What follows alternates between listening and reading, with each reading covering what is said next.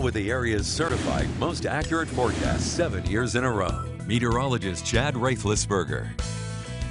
Well, a few of us were lucky to have at least a little sunshine during the late morning and early afternoon on this Wednesday, but now the clouds are starting to increase across much of the area once again here during this late afternoon. Look outside. Storm Team 5 Skyview camera powered by Pella Windows and Doors in Sturgeon Bay, 40 degrees. You can see a good amount of cloud cover across the area, much the same in Appleton. You saw those sunshine throughout the early afternoon, 42 right now as we look towards the south and west. And here in Green Bay, clouds beginning to move back in, 41 degrees with a light wind out of the southeast right now at 3 miles an hour. A good amount of cloud cover expected through the evening and overnight. Rain showers becoming fairly likely after midnight with low temperatures only in the mid to upper 30s later on tonight. So today we finally had our first day with a high temperature above average in 24 days.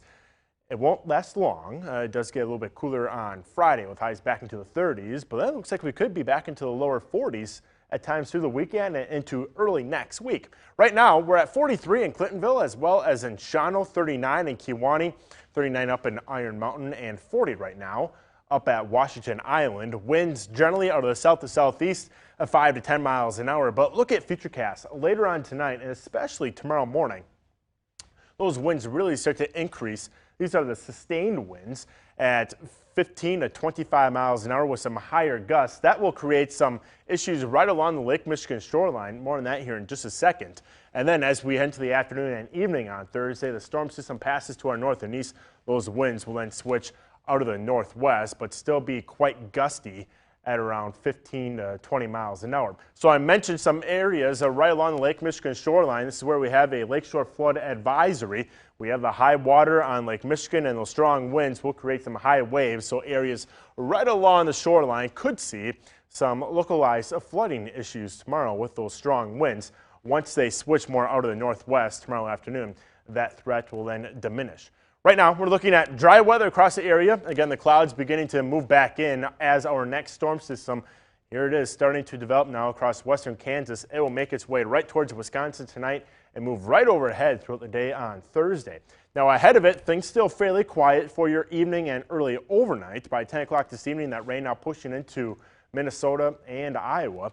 By early tomorrow morning, so for your morning commute, expect moderate to at times heavy rain as the storm system again starts to move into the state. To the north and west, we could have some accumulating snow, but I think we stay warm enough for many of us through tomorrow afternoon, where much of this does stay rain. However, areas across far northern Wisconsin, basically north and west of Anago, could see some light snow tomorrow afternoon. On the backside of the system, we'll have those gusty north and northwest winds, and then we're back into more sunshine for your Friday. Rainfall amounts could be quite impressive, a half inch to an inch of rainfall on top of, for many areas, a frozen ground, so there could be some localized flooding issues as well tomorrow. See your forecast for tonight. Dry right now, and then rain arrives after midnight with low temperatures in the upper 30s. And then for your Thursday, rain likely. Could see a few wet snowflakes, mainly north and west of Anago. It'll be breezy by the afternoon once again with highs in the low to mid 40s. Your 7-day planner has more sunshine, 36 on Friday, and near 40 for the Gundeer opener. Fairly quiet here this weekend.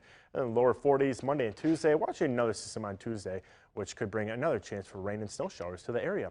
If you want more of this forecast, you can find that on the Storm Team 5 Weather app. That is free on the App Store and on Google Play. Not a bad forecast for Saturday when you're up at the crack of dawn. No, you know what? 40 degrees and sunny.